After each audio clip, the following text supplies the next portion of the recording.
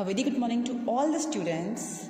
Now we have been doing the chapter number 4, that is structures of atom, from our chemistry portion, and in this chapter we have learned about that the atom is a sphere which has protons, neutrons and electrons in it. So in the beginning of the chapter we read that the atom was considered as indivisible particle of matter, but after the other scientists like Sir J.J. Thomson gave his model of the atom, in which he explained that the atom has proton and electron in it. Like he gave a model of a Christmas pudding model, that atom is filled from the positive charge which has negative charge emitted on it. So this was the model of the Thomson. But soon after some time, this model of the atom was proved wrong because Rutherford gave another model of an atom by his famous gold foil experiment, which was gold foil scattering experiment, in which he proved that the atom is not a dense particle filled of positive charge, but atom has nucleus in it. So it was like a discovery of nucleus by J.J. Thomson. So J.J. Thomson discovered the nucleus. So what he actually did, which we have already done in our previous lecture video, but again I would like you to explain that he took a film here which was coated by zinc sulfide because it was a shining material. So it has a mirror kind of a thing on it, and here he placed a gold foil. So gold foil was just 1000 atom thickness. So the thickness of the gold foil was just 1000 atom thickness, and here was a gold foil, and in the front of this gold foil he used a device in which he had alpha particles.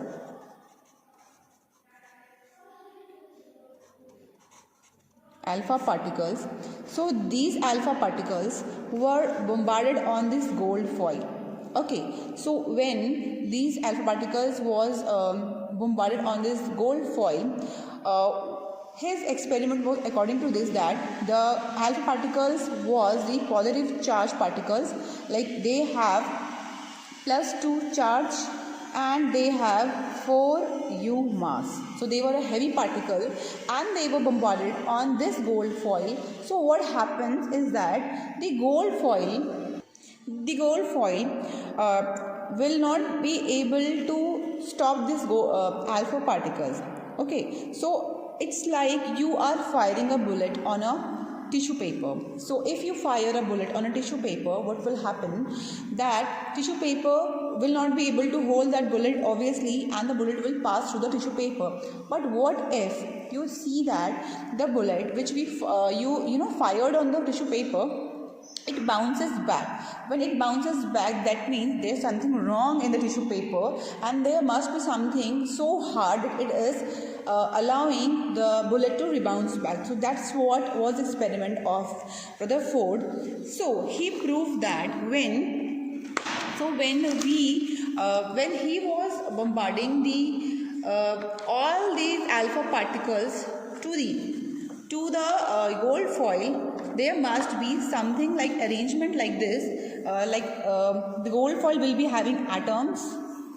Okay, so it was believed that the atom has some dense particle in the center which is positive charge, and the negative charge is around the positive charge. So the atom is basically empty. It does not have anything else, and the positive charge is only embedded in the center. So the positive charge only in the center.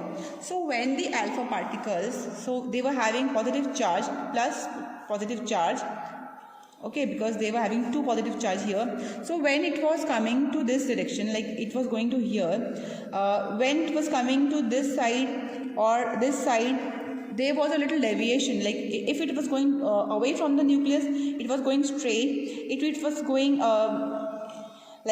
close to the nucleus, it was diverted to this, and some angle was some was, you know, they were clear, and some were little diversion, and some were having a long diversion. Okay, so when they were hitting from the center, it just rebounds back, because in the center it was positive charge and it was not able to cross this positive charge, so it just rebounds back. So this proved that the atom is not filled with a positive charge, because if it had been filled with a positive charge, the alpha particle would not have passed through it, but they were going clearly. So to some extent, there some alpha particles was deviating, so there was a little angle of deviation. So this angle of deviation proved that there must be something in the center which was called as nucleus.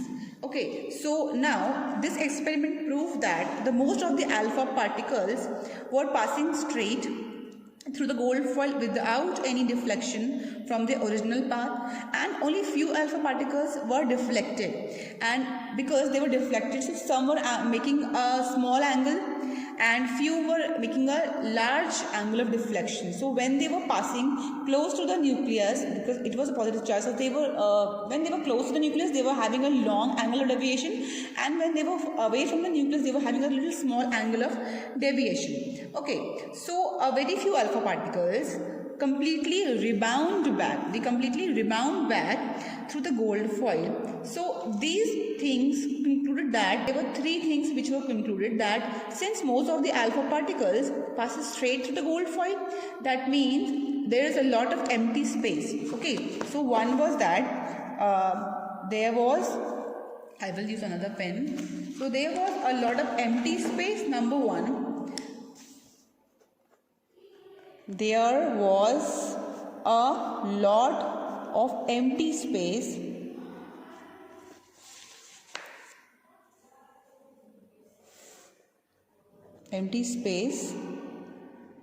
in the atom. Number one, it was concluded that. And the second thing was that since the observation proved that some of the alpha particles were deflected through small and some were deflected through large angles, that there is something there must be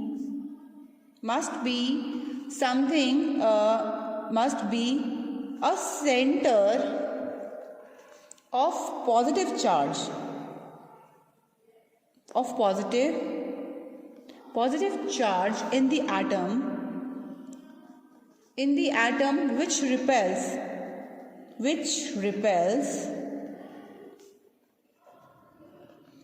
the positively charged alpha particle.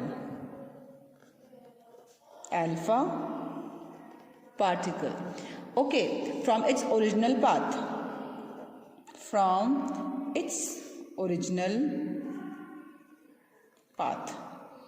And the third thing was that since the atom, since some alpha particles, very few alpha particles actually were rebounding back, so that means they were going through the dense particle within the atom, which was a nucleus.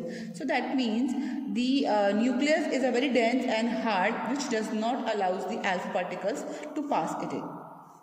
So nucleus is very dense and hard, which does not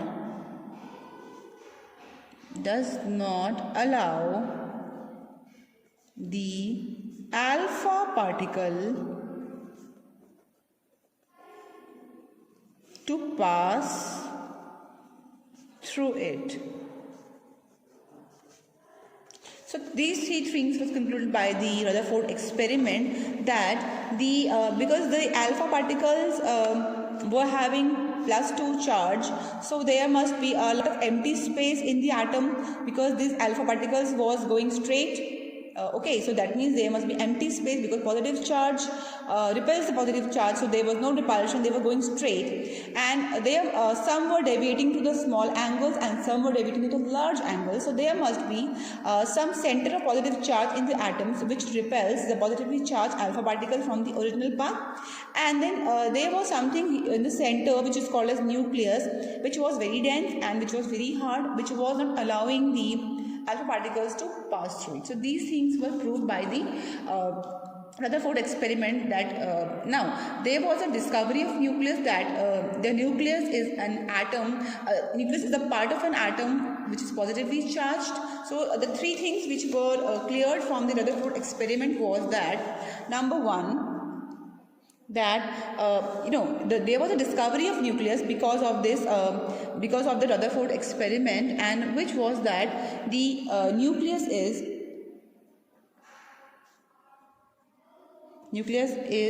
positively charged. Then number two is that the nucleus of an atom, number one is that the nucleus of an atom is positively charged. Number two is that the nucleus of an atom is very dense and hard. And number three is that the nucleus of an atom is very small as compared to the size of the atom as a whole. Okay, so that means that the nucleus of an atom is very small as we will compare to the size of an atom. Okay, so these were the things which were cleared by the Rutherford experiment. Now, nucleus is, we know that, is a small particle and a positively charged particle in the center of an atom, and the protons and neutrons are there in the nucleus. So, the discovery of nucleus tell about that. So nucleus tell us that the protons and neutrons are together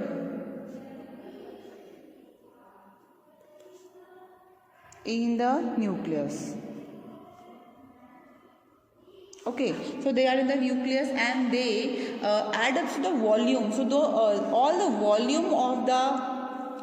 volume of the atom is dependent upon the nucleus. So all the mass of an atom is because of the mass of the nucleus, and the mass of the proton and neutrons adds up, which is actually the mass of the atom is. So the volume of the nucleus of an atom is very small as we compare it to the volume of an part of an atom. So since we know that the atom is already very small, but again now the atom is very small, but the nucleus of an atom is more small. It's 10 to the power 5 times smaller than the size of the atom. So nucleus is very small. So the things which were explained by the Rutherford experiment was that the atom contains the central part called nucleus, which is surrounded by electrons. The nucleus of an atom is positively charged. The size of the nucleus is very small as we compare it with the atomic size, and the mass of an atom is mainly concentrated in the nucleus. And an atom is a whole and electrically neutral because the atom has protons inside the nucleus and electrons outside the atom, and nucleus is dense and hard and almost the atom is hollow. So these were all the points given by the Rutherford, but then it also has some drawbacks. So now the drawbacks for the Rutherford experiment. Drawbacks of Rutherford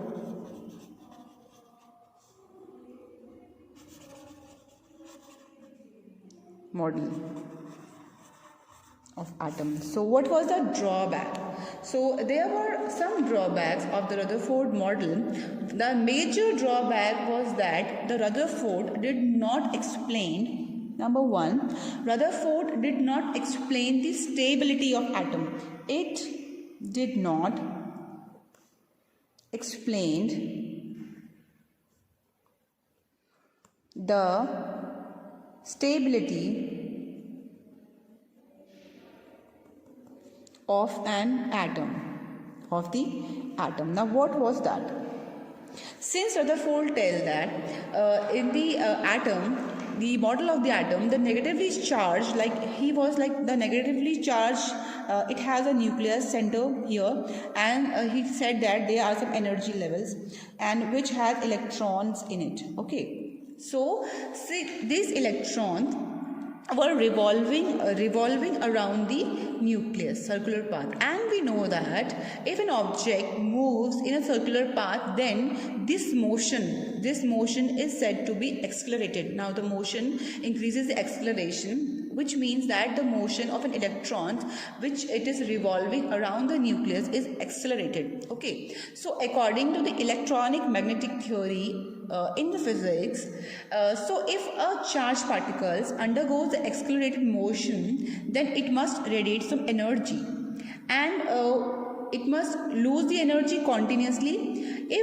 If we apply this electromagnetic theory in the Rutherford's model of an atom, it means that the negative charge, and here is a positive charge. Okay, so the negative charge of the electron which is revolving around the nucleus is accelerated with the motion. Now it will lose its energy continuously by the radiation because it's accelerated. Now this energy of revolving the electrons will decrease gradually, and the speed will decrease, and it will go on decreasing. Then finally the electron will be attracted to the positive charge, because positive charge and negative charge attracts each other, so there will be a strong force of attraction.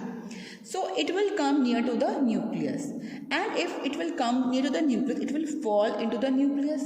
So how come it happens that this nucleus only have protons and neutrons but not electrons? Because when it will move, it will become so the electron will be tired and it will be fall in it. So if it happens, then the atoms will be very unstable. So but some atoms are stable as well. Okay, so this is this was a question mark. It didn't happen, and the electrons do not actually fall in the nucleus of the atom. Rather, the atoms are quite stable, and they are away from the these electrons are away from the nucleus, and they don't collapse. So Rutherford model, however, does not explain the stability of the atom. Okay, so because this was not explained, and this was a drawback of Rutherford model of the atom, so a scientist called as Niels Bohr. So Niels Bohr was a scientist who explained the stability of an atom. So the scientist Niels Bohr explained the stability of atom because he gave another model of an atom, which was called as the Bohr's model of the atom.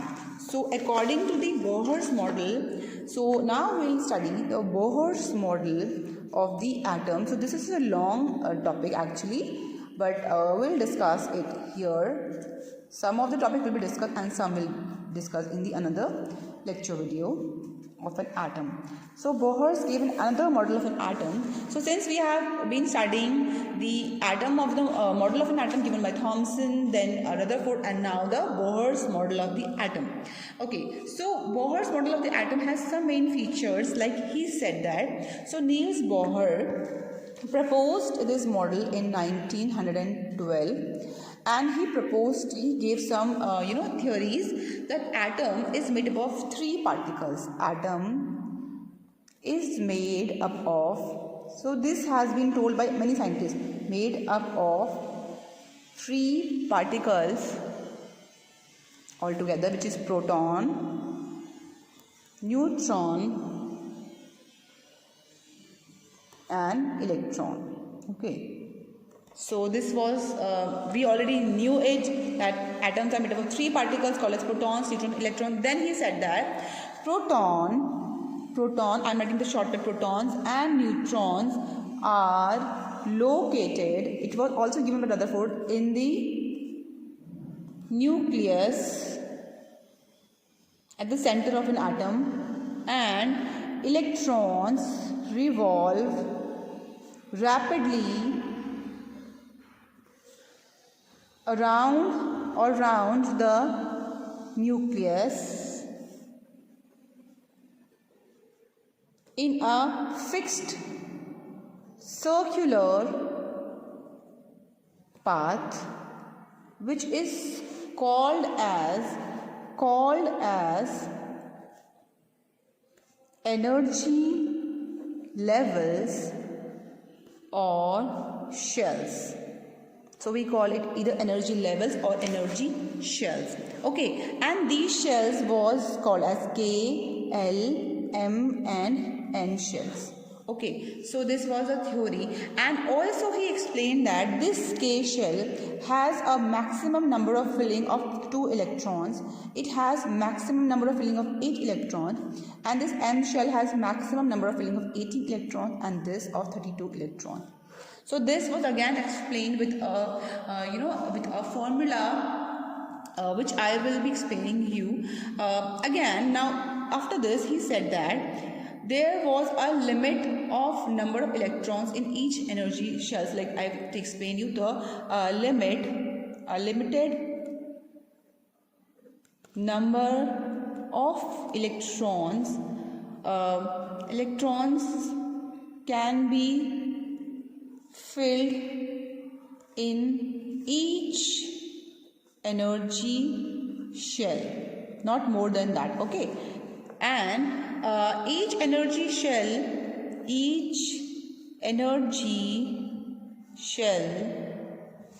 is associated, that means it is associated with a fixed amount of energy, which means that the shell nearest to the nucleus, have minimum energy, and the shells which are away from the nucleus will have maximum energy. And last was that the no change in energy of electron as long as they keep revolving in the same energy. So when they revolve, there is no change in the energy of electrons as long as they keep revolving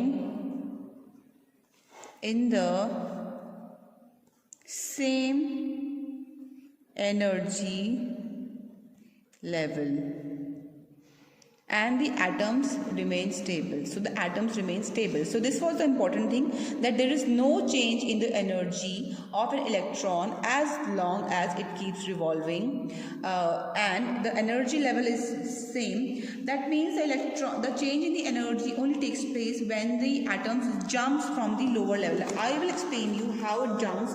Like here is the structure of an atom. Like this is an atom. Center, it will be the nucleus, which will have protons and neutrons in it, and here outside this there will be an energy levels or energy shell. So the first shell will be K shell, and the second shell will be L shell, and the third shell will be energy shell or energy level will be M, and the last will be N shell. Okay, so this will be the first shell, second shell, third shell and fourth shell, and the energy will be minimum in the first shell and the maximum in the next shell. Now the atoms cannot jump from one shell to the other shell, and the filling also has some order, that in the K shell there will be only 2 electrons maximum. So first the filling will be done in the first shell, which is near the nucleus. When the number of electrons, which is maximum is 2, is filled in the first shell, then only the second shell filling will start, which is maximum 8 electrons. Now it cannot be more than 8 here, only 8 or less than 8. So when the 8 number is complete, only then the filling to the next shell will be started, and the maximum number is 18, and here the maximum number is 32. Okay, so this was the concept of Niels Bohr's model of an atom. So he also explained a lot of things which will be explained you in the arrangement of electrons in the atom, which I will explain in the next lecture video. But here I would like you to tell one more thing, is that atomic number and mass number, which we have already read before. Atomic number. So atomic number is the number of protons. Okay, it is the number of protons in an atom, and the number of protons in an atom is always fixed. It is always fixed. So atomic number is the number of protons of an atom in an element. So it does not changes, because protons number does not changes. Protons they are in the nucleus, so they don't move away. But in an atom, because atom is electrically neutral, so always number of protons is always equal to the number of electrons in an atom. But the number of electrons changes when it moves. It can be less or more in an ion, but we are talking about atom. Okay, in atom. So it is represented by an element called as Z. This is a sign which from which we represent the atomic number Z. And then comes the mass number. The mass number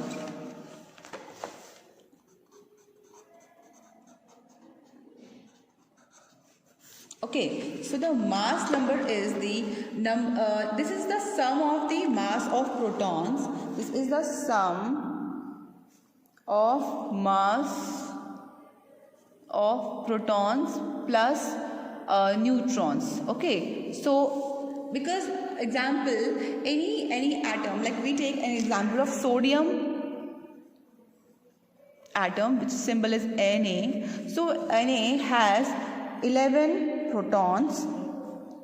So 11 protons has mass of 11U. We know that proton has 1U mass, and the neutron also have 1U mass, so it has 12 neutrons. So 12U mass here. So the mass number of sodium is 11U plus 12U is 23U. Okay, so the mass number is 23U, which is sum of the mass of protons and neutron, and one proton has 1U mass and one neutron also have 1U mass. So the number of neutron will be having the same number of U. U is the unified mass, and it is represented by the alphabet called as A. Okay, so we represent it with the alphabet A, and when we write this, when we write the, if we want to write the relationship between the mass number and atomic number, it can be explained that we will write the symbol of an atom. Example, we take carbon as a symbol of an atom, and here to this side we write the mass number. So mass number is explained as, it is denoted as A, and atomic number comes here in this side. So this is how we write. So when you will see your books, in it the atomic number and mass number is given like this. Is the carbon, and carbon has atomic number 6 and mass number 12. So this is how we write the atomic number and mass number of an electron, of an atom, not an electron. Okay, so this is the way we write the mass number and atomic number. Atomic number is represented by Z, and mass number is represented by A. Okay, so do not forget these things. Again, if we talk about the relationship now, it's a very simple, that mass number equals to the atomic number plus number of neutrons. Okay, so atomic number is the number of protons, so sum of the protons and neutrons. So this is also done. Okay, so if we want to do an question, like we want to find out the